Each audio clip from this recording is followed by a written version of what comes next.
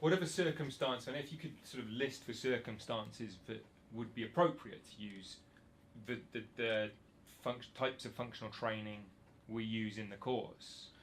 So the good parts of functional training would be is if you're doing a standard Nautilus protocol and you notice somebody can't control their posture. If you notice when they're doing their chest press, they just have to hunch forward, or they can't stabilize their shoulders going back. One's coming up, one's coming back.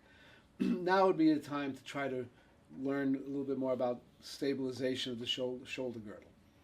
And if you can't just back off in the weight and use the form we demonstrate in the course, then you may have to do, or it might be appropriate to add some corrective exercises so the person can control his shoulder blade better. It's not really doing physical therapy. We're not saying you have a problem and we're going to fix it or we're going to prevent it, but if there's an obvious thing happening, there's no reason not to address it. So one would be if they do the standard protocol, maybe they're working up in weight, they're working up in effort, but you realize their posture, they're not controlling their posture. So the first step would be just to back off a little bit, reset, and start to progress using good posture, which of course presumes you know what good posture is, but that's the point of the course. Then the second thing would be is if the person is starting to have like a general achy feeling in the joints. You know, my shoulder's a little stiff, my back's a little stiff. If that's the case, then it could be something outside the gym, obviously.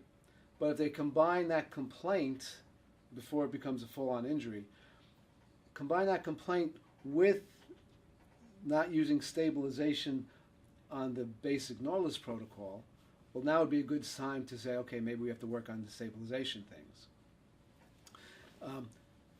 Much of what people like myself, yourself, don't like about functional training is the kind of gonzo stuff where they're throwing medicine balls and linking together multiple joint movements. And I'm still not a fan of that unless it's at the end of a progression so the person really practices and knows how to do those exercises with complete stability.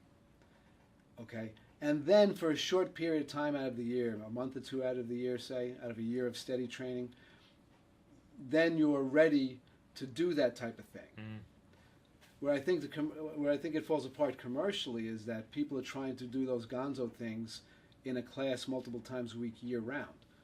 Would that be sort of stuff that would be maybe most appropriate for an athlete or a wannabe or would-be athlete, somebody who's... I personally don't think so. Okay. Because I've known people who've watched professional athletes train, and they're impressed at how low-key it is. Uh-huh. How they don't kill themselves in practice or in the weight room. Uh-huh. I think it's exactly the opposite. I think it's the person who's not necessarily blessed with real sport skill, and so they want to exert their athleticism in the arena they're comfortable in, the gym. Yeah.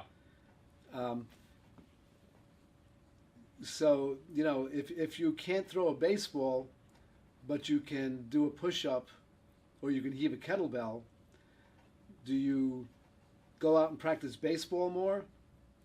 Or do you find more exotic things to do with kettlebells and with body weight exercises? Gotcha. So if that's their thing, fine. You know, one of the points I think we make towards the end of the course is you're not going to out-argue these people. If somebody likes kettlebells or boot camp, leave it alone. Mm. Because if those people's aches and pains do catch up to them, they might find their way to you, but not if you mock them for the sport they like, for the exercise or the sport they liked while they were doing it. So my attitude is like I don't waste my time ranting about the boot camps or the kettlebells or any outrageous stuff you see. I just do my thing, make people aware that I do it, so that periodically I get people who say, "Gee, I tried this kettlebell routine. I threw out my back. Do you use kettlebells?" No, I don't. Thank goodness, you know. And then I hide the kettlebells.